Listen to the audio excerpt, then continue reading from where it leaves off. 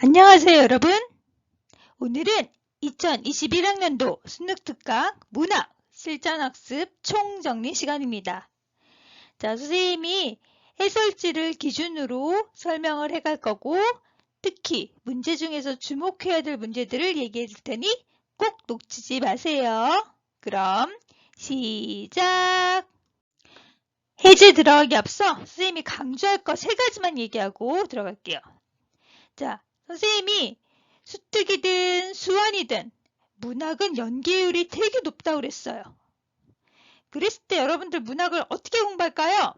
자, 첫 번째, 문학에 있어서 고전 시가만큼은 반드시 해서 꼭 다시 해보고 꼭 다시 문제도 풀어보길 바랍니다. 그 다음에 두 번째, 여러분 소설 있죠, 소설.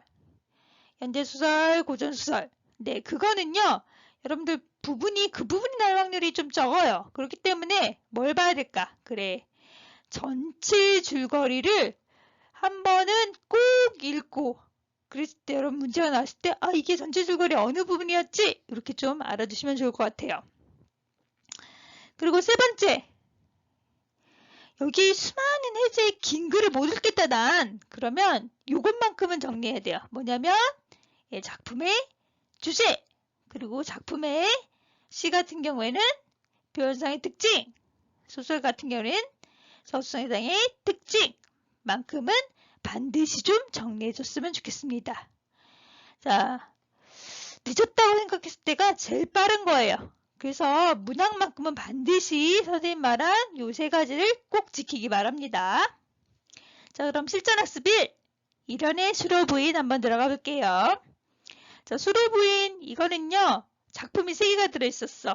뭐였냐면 설화, 그리고 뭐 있었어? 그치, 해가, 그리고 헌화가. 그래서 그 3가지를 중심으로 한번 얘기해 볼게요. 먼저 이 작품 모두 다 삼국유사의 기편이 수록되어 있대요. 그리고 향가에 뭐다? 배경설화래요. 자, 그런데 우리는 배경설화가 2가지가 있어요. 첫 번째 헌화가랑 관련된 헌화담, 두 번째는요 해가랑 관련된 납치담. 그리고 선생님이 설명하실 때 헌화담, 납치담의 어떤 미적 대상 달랐죠? 같은 부분도 있었고 다른 부분도 있었어. 그리고 어떤 인물들 간의 대조적인 부분들도 있었어. 그런 것도 놓치지 말고 한번 다시 체크해 보세요. 그리고 작품으로 헌화가는요, 뭐가 중요하다고 그랬니? 그래, 꽃의 의미가 중요하랬어. 꽃의 의미 2가지였어. 뭐였어? 미적 대상. 그리고 또 하나는 노인이 수로부인을 향한 사랑. 네. 자, 그 다음에 해가. 자, 요 해가는 좀 중요해요. 왜 중요하냐면 요거는 여러분 고전시가의 첫 작품이 있어. 뭐? 그치, 구지가라는 작품이 있어요. 이거랑 되게 비슷하거든요. 그래서 비슷한 점, 차이점 설명했었어요. 그래서 요런 포인트로 여러분들이 좀 봐주시면 돼요. 그리고 내신용이랬어. 뭐냐면 헌화가는 글의 종류가 사구체, 그치, 향가. 하지만 해가는 향가가 아니야. 같은 한자로 되어 있지만 얘는 헌화가는 향찰이고 얘는 한자인 한역시. 네, 다르다는 거 좀 기억하시면 좋죠. 그 다음에 앞에서 얘기했듯이 주제 구성 중요하죠. 자, 주제는 둘 다 미적 대상에 대한 일찬이에요. 거기서 공통 미적 대상은 수로부인이었죠. 그리고 헌화담, 납치담 한 번 더 나오네요. 한번 봐주세요. 두 번째 작품 서유영의 육미단기. 네, 이 작품은 신라 태자 김소선의 일대기를 다룬 한문 장편 소설이에요. 엄청 긴 소설이야. 선생님이 줄거리 했던 거 기억나시죠? 그리고 뭐 전반부, 후반부라고도 말하는데 여러분들은 이 육민단기에서는 여러 가지 모티프들을 찾는 게 중요해요. 전반부는 아버지를 위해서 약고 가는 구약 모티프. 거기서 이복 형제와의 갈등인 형제 갈등. 그리고 후반부에서는 남녀가 사랑하고 결혼하는 내용. 그리고 김소선의 어떤 영웅적인 활약상. 그리고 중국, 일본 같은 데에서 원정 가는 것들, 이런 원정남들이 모티프로 작용한다라고 보시면 돼요. 뭐 독자들은 이걸 뭐 불교적인 부분 그리고 혹은 유교적인 부분 이렇게도 얘기하는데 요거는 조금 어려울 것 같아요. 이 정도 여러분들은 모티프만 좀 봐두시면 되고 어디랑 연결되는지 보시면 될 것 같아요. 주제는 신라태자 김소선의 영웅적 일대기. 그 다음에 기억나는지 모르겠지만 서유영이라는 사람은 누구? 단종의 비의 무덤을 지켰던 사람이랬어요.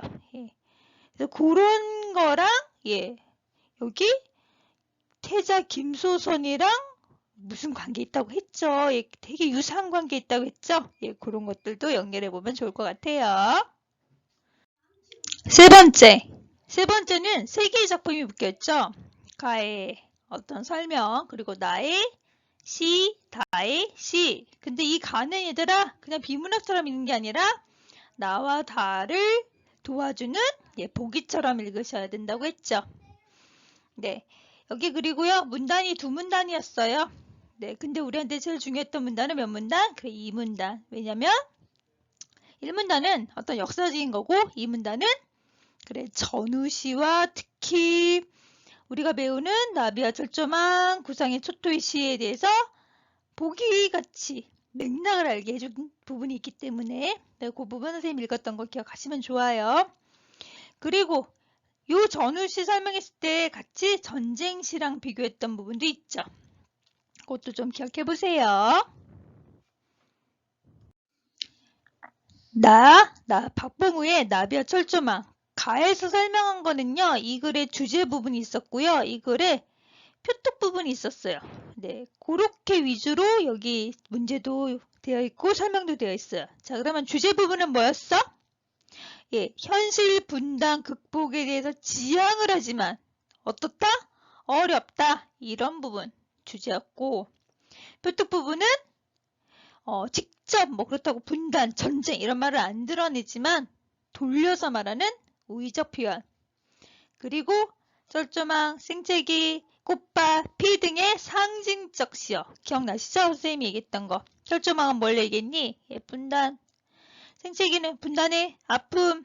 꽃밭은 그래. 옛날부터 있었고 우리가 지향해야 될 통일 같은 거. 통일의 염원. 그리고 피 같은 것도 그런 지금 염원으로 가고 싶고 통일로 가고 싶지만 그거는 쉽다 어렵다 어려움 이런 것들 기억하셨으면 좋아요. 주제 한번 다시 보시고 예쁘게 보시려면 구성도 한번 봐주세요. 다 구상 초토의 시 8이에요. 이 작품도 8이니까 15편으로 구성된 연적시 중에 하나였어. 연적시 보통 1번하고 8번이 많이 나온댔죠? 그래서 혹시 기회되면 1번도 한번 좀 봐두시면 좋을 것 같아요. 네, 여기도 똑같이 주제 부분이 있었고 표특 부분이 있었지. 기억하셨으면 좋겠고 주제는 뭐였어? 적군 묘지 앞에서 느끼는 전쟁의 아픔. 하지만 중요한 건 그거를 뭐 할 수 있다? 치유할 수 있다. 뭘로써? 인간성의 회복으로써. 이거 어려운 말로 뭐였니? 휴머니티.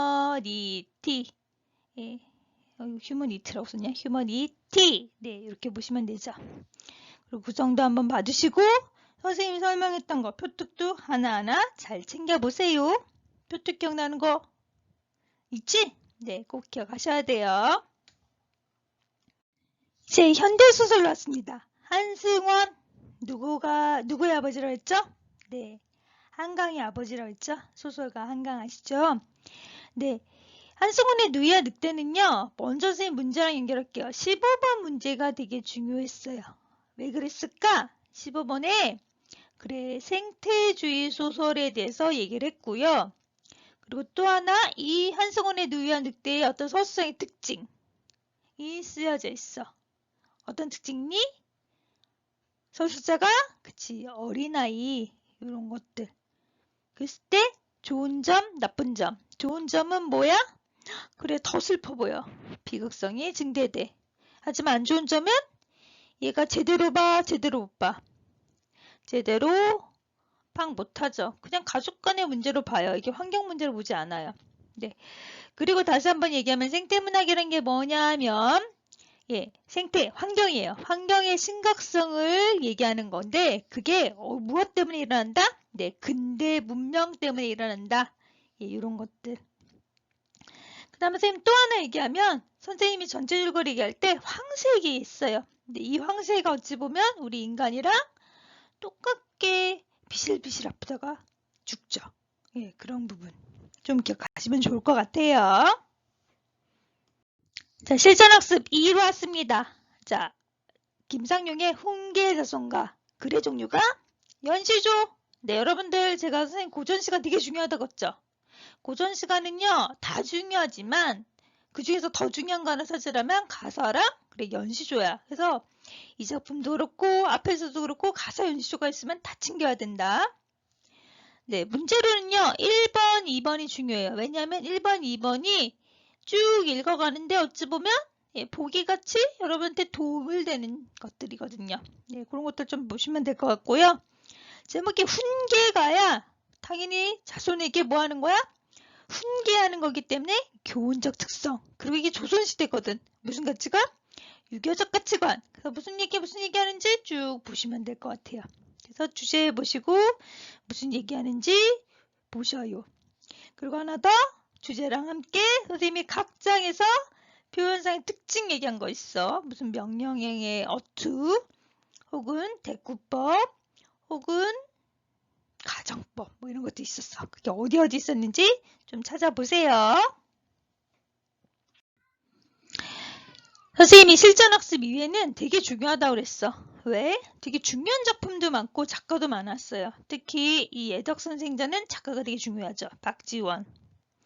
앞에서도 있었죠. 누가? 박지원의 수필. 일야 구도하기. 근데 솔직히 박지원 수필도 중요하고 여기 소설도 중요해요. 그리고 문제는 5번 좀 봐주시면 좋아요. 왜냐하면 이게 예덕선전제에 대한 기본적인 설명이 다 되어 있거든.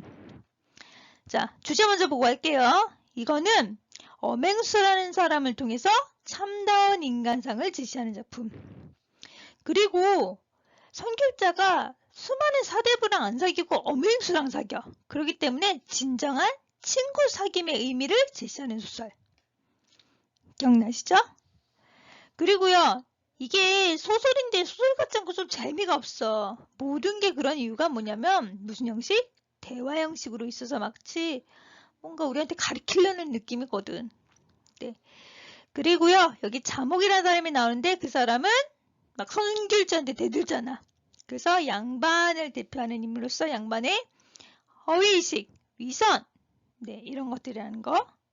그리고 예덕선생 엄행수를 통해서 소외된 하층민의 삶을 조명해서 바람직한 인간상을 제시한다. 즉 양반 너네는 좀 별로지만 소외된 사람이 더 나아 이 얘기예요. 그럼 왜 더 낫냐? 얘네들은 허위의식이 아니라 실질적인 거에 대해서 열심히 하거든. 그래서 선생님이 엄행수가 어떤 게 잘한 거 있어. 엄행수 어떤 덕목들에 대해서 일반화한 게 있을 거야. 그것도 한번 잘 챙겨보세요. 자, 그 다음에 할계전 묶여있죠? 이거는 6번이 중요해요. 왜? 6번에는 전이란 양식을 설명했거든. 자, 전은 솔직히 할계전도 있지만 여러분들 앞에서 배운 공방전 같은 전이 그런 게 더 중요한데 이게 양식상 처음, 중간, 끝에 얘기하려는 게 딱딱 정해져 있거든. 처음에는 뭔가를 소개해요. 사람이든 뭐 어떤 사물이든 소개해. 그 다음에 두 번째는 그것에 대한 일상을 얘기해. 그다음 마지막에는 논평, 논찬 이렇게 하고 있어요. 그리고 이게 보통 사람이 아니라 다른 거라면 당연히 우회적으로 얘기함으로써 뭔가 여러분한테 교훈을 주는 거야. 그래서 여기서는요. 눈먼닭에 대한 얘기인데 눈먼닭에 대해서 얘기하고 싶은 게 아니라 눈먼닭을 통해서 그래 교육의 올바른 도리 그런 것들을 얘기하고 있다. 그런 거 봐주시면 돼요. 글의 종류는 이건 소설 아니죠. 그 사람의 생각이 있는 수필이에요. 수필, 고전 수필, 전 같은 거. 네. 자, 또 중요하다. 또 중요해. 왜? 이용학. 그치. 이용학 하면 세 가지가 쓱쓱쓱 돌아가라 했어. 뭐? 일제강점기 시인이요. 또 하나는 유이민. 일제강점기에서 30년 되니까 너무 힘들어 사람들이 우리나라를 이탈해. 그래서 유이민의 삶. 또 하나는 그래 함경도라는 외곽 지역에서의 북방 정서, 힘든 정서들. 뭔가 무시당했던 정서들. 이런 거 기억하시라는 거. 첫 번째로는요. 프롤로그에서는 오랑캐 꽃 이름에 대한 유래가 있었고요. 그 다음에 이제 우리의 고려시대 때 윤관 장군이라는 역사를 얘기했고, 그리고 이게 얘기하고 싶은 거는 오랑캐꽃이 솔직히 예쁜 이름 뭐 제비꽃도 있고 여러 가지 이름도 있는데 저렇게 억울하게 그냥 막 당하는 거에 대한 우리 민족의 비애감과도 연결하고 있다. 그리고 마지막 연에서는 당연히 연민을 익히고 위로를 전하고 있다. 요새 햇빛은요 원래 제비꽃한테는 좋다고 그랬지. 하지만 여기 시어상에서는 안 좋은 이미지라고 했죠. 그런 것들 기억하시면 좋아요. 주제랑 구성 한번 봐주세요. 선생님 얘기할 게 또 하나 있지. 문제는 10번. 10번에 이 오랑캐꽃에 대해서 설명하는 파트가 있어요. 그것도 봐두시고 가세요. 자, 김용택의 섬진강 1. 자, 1이라니까 얘들아. 이것도 무슨 시? 그래, 연작시야. 25개였나 27개였나 지금 헷갈린다. 연작시 중에 하나고요. 이 작품은 섬진강이 그냥 섬진강이 아니야. 섬진강을 통해서 민중의 삶을 얘기하는 시예요. 자, 그럼 여기서 민중의 어떤 특성들이 나와. 기억나니? 막 실필줄같이 끊임없이 이어지는 생명력. 그리고 주변에 있는 꽃들, 이름 모를 꽃들, 이름 모를 동네, 소박함. 그리고 뭐 있었어? 혼자 안에 막 가물면요 다른 강이 와서 도와줘요. 연대감, 혹은 건강, 혹은 활력. 그리고 또 뭐 있었어? 지리산, 무등산. 선생님 그 산들의 의미 얘기했죠. 아픔이 있지만 그 산들이 껄껄껄 웃고 고개를 끄덕끄덕해. 그러면 어떤 데도 낙천성, 긍정성, 이런 우리 민중의 태도에 대해서 얘기하는 시가 섬진강 1. 그래서 주제 한번 보시면 민중이 건강하고 생명력 있는 삶. 문제로는요. 11번 보셔요. 11번이 바로 그거에 대해서 좀 설명하는 부분이 있을 거예요. 자, 이 마지막 작품 완장! 이것도 아주 중요하다고 그랬지. 이가 정말 중요한 게 느껴지죠. 막 별표가 선생님 막 나오죠. 여기서 완장의 의미가 중요했어요. 완장의 의미는 완장의 상징성은 뭐라고? 그래, 권력. 근데 단순하게 권력, 힘 이렇게 얘기하시면 안 되고요. 권력에 여러 가지 의미가 있었어. 첫 번째로는 임종술이 막 폭력을 행사해요. 여러분 이 파트엔 없지만 친구들 왔을 때 혹은 경찰관들한테도 막 폭력을 행사하고 버스 타서도 막 무력적인 태도로 보이고 이런 거 폭력성. 그리고요 두 번째로는 마지막 장면이 있지. 완장이 저기 저수지에 처박혀 있는 모습. 즉 권력이 확 권위를 잃어버리는 허구성. 그 다음에 세 번째 여기 안 써있네. 교묘성이 있다 그랬어. 진짜 권력자들은 그렇게 완장 안 쳐요. 여기서 진짜 권력자들은 최 사장 같은 사람인데 이렇게 안 드러나죠. 약간 권력이 윗사람들은 자기를 싹 숨기고 하수인을 둔다는 이런 권력성에 대한 권력의 교묘성에 대해서 얘기하는 작품이에요.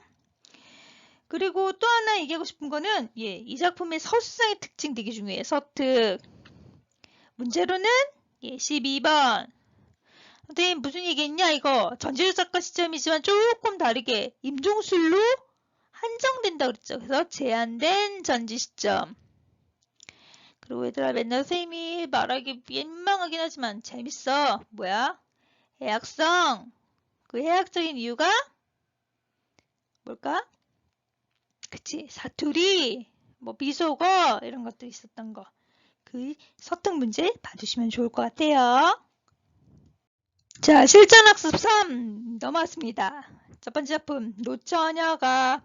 네, 이거 중요하죠. 왜냐면 이거 가사기 때문에. 근데 이거 여자가 지은 가사. 무슨 가사? 규방 가사, 내방 가사. 네, 기본적으로요. 이 규방 내방 가사는요. 하늘 전제로 한다고 그랬죠. 그럼 여기서 왜 하늘이 있겠니? 그치, 홍기를 놓쳤기 때문에 그런 한이 있겠죠. 근데 중요한 건 왜 결혼 못했어? 못생겼니? 자기 엄청 예쁘다고 얘기해. 막 허리도 잘록하고 눈썹도 예쁘다고 얘기해. 그런데 왜 뭐 결혼 못했어? 우리 부모님. 이것저것 따지는 우리 부모님이 어느 계층이기 때문에? 예, 양반 계층이기 때문에.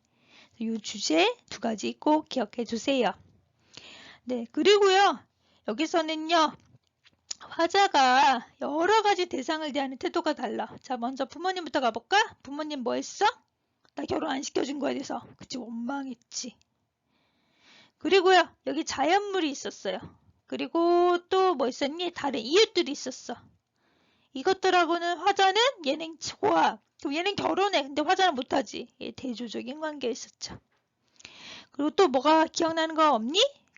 여기 편지도 오고요. 손님도 왔어요. 그랬을 때 맨 처음에는 이건 좀 길게 해야 되겠다. 맨 처음에는 저게 내 연애 편지인가 봐. 나 중매쟁이에 왔나 봐 하면서 뭔가 기대를 했어.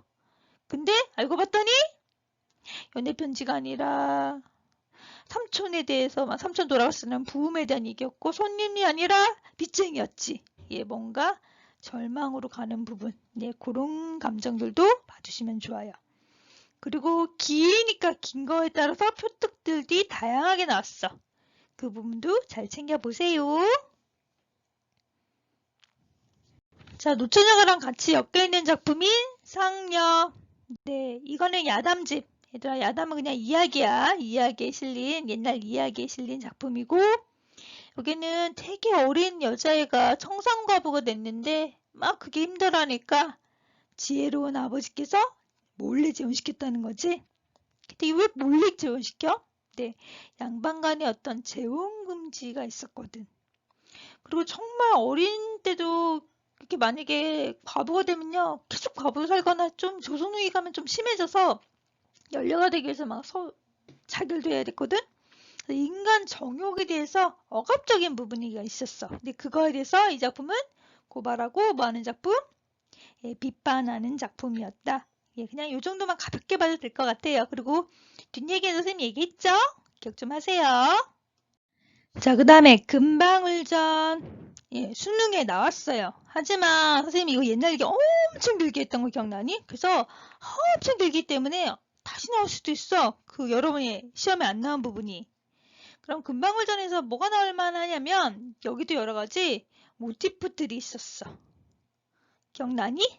자, 얘네가 먼저 용왕의 자식들이었잖아. 그런데 죽고 나서 억울하니까 안타까우니까 이 옥황상제가 너 지상계 살아라 내려주죠. 그래서 무슨 모티프? 적황 모티프. 근데 문제는 용왕의 딸은 정상적으로 태어나지 않지. 금방울 동그랗게 태어나지. 그래서 이게 무슨 모티프? 알 모양에서 난생 모티프. 그리고 나중에 여자로 뿅 변신하죠. 예, 변신 모티프.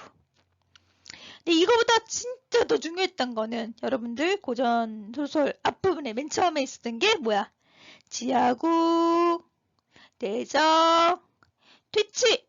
기억나시죠? 그 작품이랑 되게 유사했어요. 하지만 뭔가 달렸던 것도 있었지. 그럼 비교했던 부분. 한번 잠깐 해볼까? 뭐 있었어?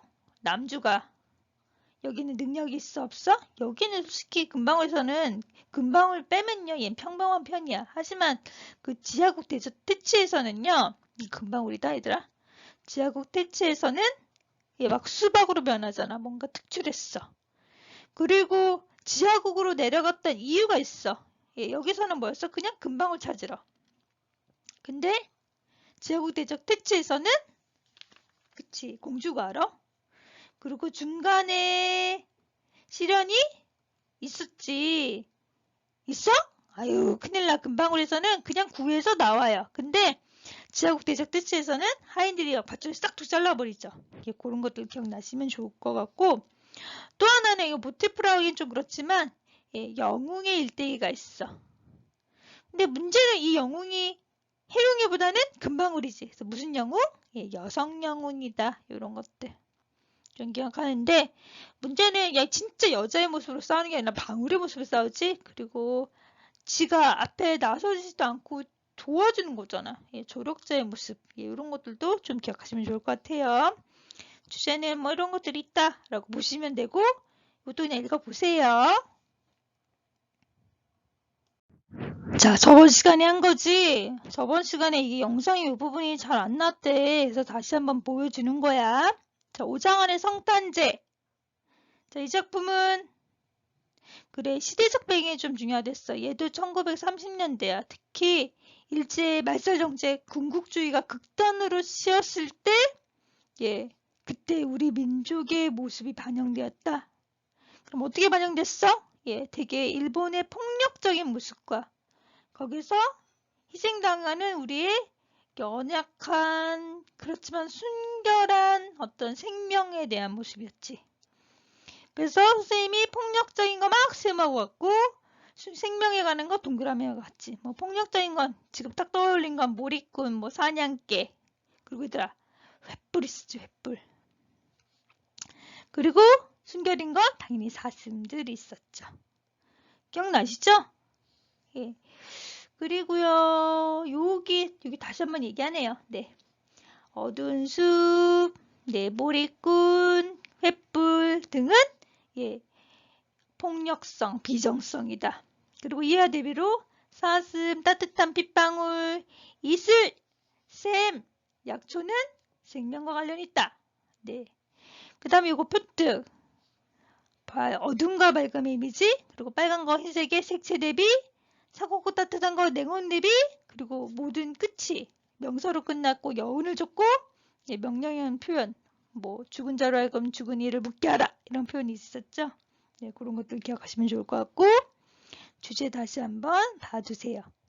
자, 그런데 이 작품은 단순히 보지 말고 예, 이렇게 좀 연결하라고 그랬죠. 예, 그래서 문제로는 10번 네, 그거 잘 봐주시면 좋을 것 같아요. 자, 깨끗한 엑사 볼게요. 이 작품은 생명의 순환 원리 속에서 당연시되었던 희생과 폭력에 대해서 무릎을 던지는 작품, 즉 성찰하는 작품, 생각하는 작품이에요. 기억나니 이 작품? 이게 1년, 2년, 3년에 따라서 내용이 좀 연결이 되죠. 1년은 같음이 있어. 뭐가 같았어? 식물이랑 동물이랑 예, 나로 표현되는 인간이 같았지. 어떤 게 같았어? 자, 얘네 모두 다 생명이 있었어. 그리고 어찌 보면 서로 무언가에서 먹히고, 예, 나도 먹힐 수 있는 존재라는 게. 그래서 이렇게 순환되는 것이 있다는 게, 예, 그런 것들이 같았고요. 이연에서는 달랐어. 뭐가? 과거와 현재가 달랐지. 과거는 뭐가 있었니? 예, 뭔가 이렇게 먹을 때요. 경외하는 마음, 고마워하는 마음, 미안해하는 마음, 떨림이 있었지만 현재는 그 떨림이 없고 그냥 포즈만 남았다. 근데 이렇게 되어 있는 시장, 뭐 화폐 같은 것처럼 어떤 자본주의 때문에 이렇게 된 거다. 세 번째로 결론이에요. 자, 나는 두려워요. 나는 무서워요. 왜요? 내가 깨끗한 식사거리가 되지 않을 것 같아서. 왜? 자본주의로 인해서 내가 떨림 없이 어떤 체제에 의해서 나를 그냥 상품으로 처리해버리고 나를 하나의 그냥 아무것도 아닌 것처럼 처리해버릴 것 같아서. 네, 그런 거에 대한 시라고 했어요. 기억나시죠? 요거 한번 잘 모르겠으면 천천히 읽으시면 선생님 설명 다 되어 있어요. 쭉 보시면 되고요. 주제, 생명의 순환성, 현대 자본주의에 대해서, 그리고 거기서 생명윤리에 대해서 고찰하는 작품. 자, 이제 마지막! 김유정의 만무방! 네, 수능에 나왔어요. 그래도 한번 보라고 그랬죠. 왜냐하면 15번이 되게 중요하기 때문에 15번 1930년대 어떤 특징들에 대해서 보여주죠. 특히 우리가 6월, 9월 둘 다 30년대 작품이었거든. 그래서 그런 30년대가 어떤 분위기였는지 봐주시면 돼요. 자, 이 작품은 응호가 자기의 별을 훔치는 되게 황당하지만 참담한 상황에 대해서 반어적으로 그린 소설이었어요. 왜? 이게 바로 무슨 시대여서? 예, 식민지 농촌이어서 이렇게 될 수밖에 없었던 상황이죠. 그리고 선생님이 요건 설명은 안 했는데 그럼 진짜 만무방은 누구야? 염치 없이 막 떼먹은 존재는 누구야? 네, 1차적으로는 막 도박하고 막 훔치려고 하는 응칠이죠. 그리고 자기 돈을 거를 훔쳤던 응오일 수도 있어요. 하지만 또 다른 존재가 있지 않을까? 정말 막 떼먹은 존재. 우리 민족을 막 힘들게 했던 존재. 그게 아닐까? 한번 좀 봐주세요. 그리고요. 이 작품 서특 중요해요. 서특 기억나니? 김유정 하면 네, 해학적인 부분이 있어요. 선생님이 매번 민망하지만 또 얘기했던 막 떼굴떼굴 막 소리 한번 꽥 질렀더니 떼굴떼굴떼굴 굴렀던 그 부분 웃기다고 얘기했어. 예, 그리고 두 번째로는 범인 찾는 네, 추리소설. 그리고 그 범인을요 끝까지 얘기 안 하다가 마지막에 빵 터트려요. 예. 그리고 빵 터트렸는데 알고 봤더니 자기 자신이야 라는 반전. 네 번째는 예, 상황의 아이러니. 이런 것들 기억나시죠? 그리고 뭐 다섯 번째로는 시점. 좀 기억하시면 좋을 것 같아요. 자, 그러면 오늘 이렇게 우리 실전학습 한번 쭉 정리해봤어요. 그럼 오늘의 미션 뭘까요? 자, 오늘의 미션은 여러분이 생각하는 실전학습 작품 중에서 순위에 나올 것 같다 하는 작품 한 작품을 뽑으세요. 그리고 그 이유를 한 줄로 짧게 쓰세요. 자, 미션. 여러분이 순위에 나올 것 같은 작품 한 작품 뽑고 그 이유 한 줄로 한번 써보세요. 그럼 다음 시간에 만나. 안녕.